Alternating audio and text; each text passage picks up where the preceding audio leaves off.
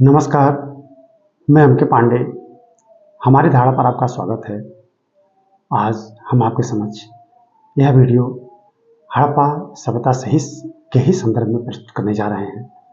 इसका शीर्षक होगा, हड़प्पाई दुर्गों को क्या इंद्र ने तोड़ा। वही इंद्र जो ऋग्वैदिक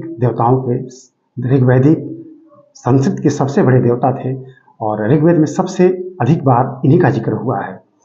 तो इस संदर्भ में हमने जो पढ़ा, जो कुछ भी हमने अध्ययन किया, उस आधार पर हम अपनी यह धारणा व्यक्त करेंगे और अपने विचार रखेंगे। हमारी यह धारणा सही भी हो सकती है, गलत भी हो सकती है। हम जिस निष्कर्ष पर पहुंचेंगे वो कोई प्रमाण नहीं है, बस एक अपने विचार हैं।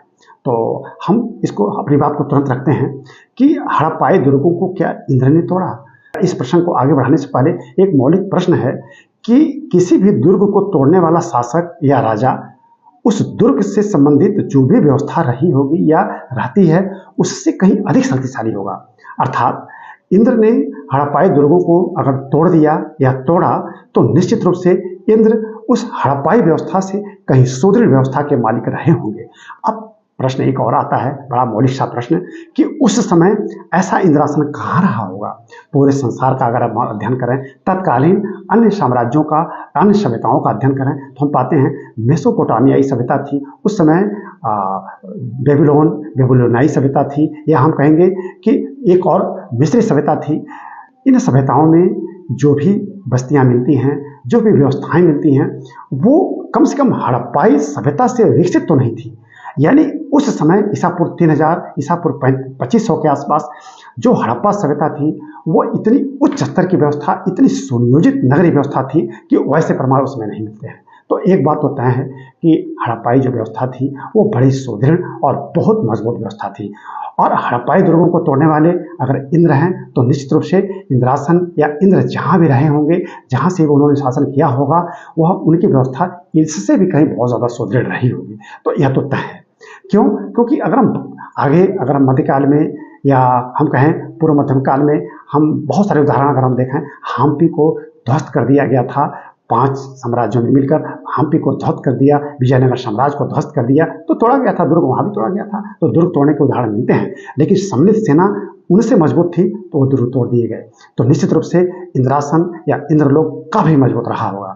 अब तत्कालीन समय में ऐसा कोई क्षेत्र नहीं मिलता है, ज्ञात संसार में कहीं कोई ऐसा क्षेत्र नहीं मिलता है इतिहास के दृष्टि से जिसको हम इंद्रलोक माने, इंद्रपुरी माने या इंद्र का की व्यवस्था माने, और वहां से आके इंद्र ने हड़प्पाई सभ्यता को नष्ट कर दिया या हड़प्पाई दुर्गों को तोड़ दिया। एक दूसरी बात ये कि अगर हम इंद्र को माने, वो बाहर से या किसी अन्य क्षेत्र से भारत पर आक्रमण किए और पूरा सैंधव सभ्यता नष्ट कर डाले, तो इसके पक्ष में भी प्रमाण पुष्ट नहीं हो पाते हैं। क्यों? क्योंकि कहा जाता है कि उनके पास आर्यों के पास घोड़े थे, रथ थे, सुदृढ़ सेना थी। अब ठीक है, मान लेते हैं, आए, नदियों को पार करना था, पार करके आए, सब कुछ नष्ट कर डाले। तो नष्ट करने के बाद छोटे छोटे गांव में क्यों बसे?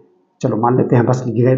तो उनके जो अस्तबल थे, घोड़ों को रखने की जगह, वो बहुत बड़ी बड़ी होनी चाहिए थी, कहीं कुछ नहीं मिला ऐसा। इसी तरह से रथों के निवास, रथों को रखने के लिए और पूरी सेना को संगठित ढंग से सजाने के लिए, रखने के लिए, व्यवस्था करने के लिए बहुत बड़े बड़े इस तरह के ऐसे भवन मिलने चाहिए थे, कहीं कुछ भी नहीं मिला है।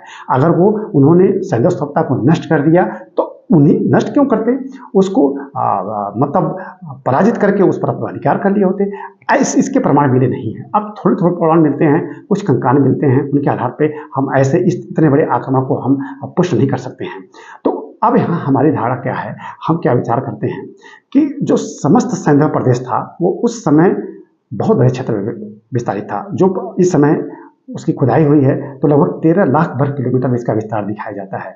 ठीक है, ऊपर अगर हम उत्तर देखें, उत्तर से कश्मीर से लेकर गुजरात तक, फिर आलमगीरपुर उत्तर प्रदेश मेरठ से लेकर उधर अफगानिस्तान तक इसका विस्तार दिखाया जाता है, बलूचिस्तान तक इसका विस्तार दिखाया जाता है। काफी लंबाई चौड़ाई इसकी थी, 13 लाख वर्ग किलोमीटर और भी रही होगी।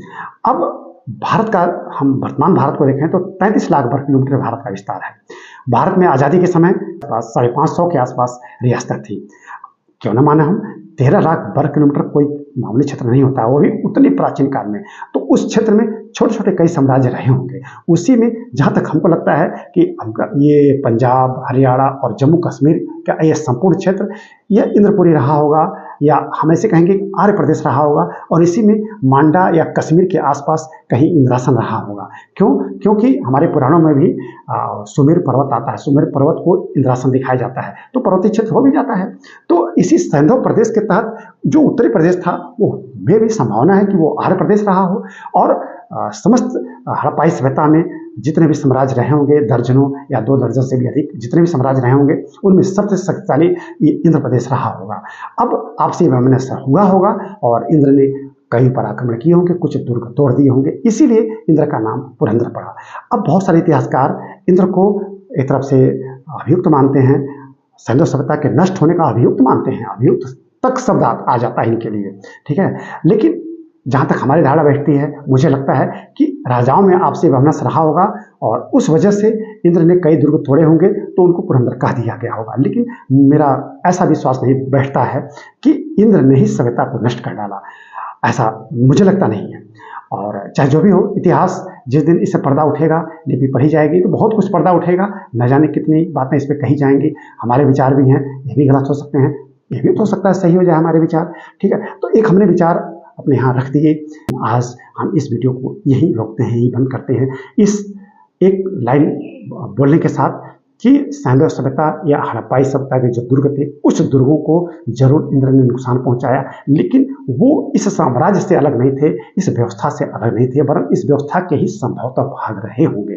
तो इसके साथ हम इस वीडियो को बंद करते हैं। हमें विश्वास है कि आपको हमारी यह धारणा जरूर अच्छी लगी होगी। हमारी यह धारणा एक प्रमाण नहीं है, बस एक विचार है। यह सही भी हो सकता है, गलत भी हो सकता है।